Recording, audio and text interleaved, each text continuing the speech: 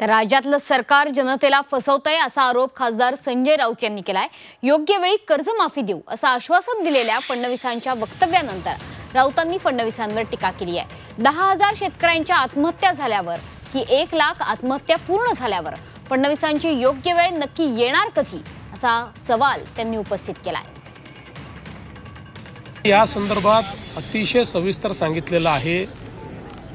कर्जमाफी कधी करायची या संदर्भातल्या काही त्याचे नियम आहेत, त्या संदर्भात त्याची एक पद्धती आहे।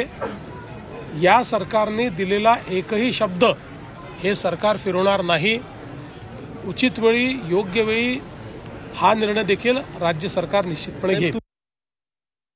फडणवीसांची नक्की कधी येणार आहे?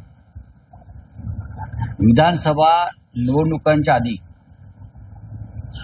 आपण वचन दिलेलं आहे, आपल्या जाहीरनाम्यात आहे की शेतकऱ्यांची कर्जमाफी केली जाईल आणि लाडक्या बहिणींना 2100 रुपये दिले जातील। कधी देणार आहेत? कर्जमाफीची घोषणा कधी करणार आहेत? शेतकऱ्यांच्या 10,000 आत्महत्या झाल्यावर तर 1 लाख आत्महत्या पूर्ण झाल्यावर आज महाराष्ट्रात ठिकठिकाणी शेतकऱ्यांच्या आत्महत्या कर्जबाजारीपणामुळे होत आहे। ही वेळ आहे कर्जमाफी करण्याची। योग्य वेळ कधी आहे?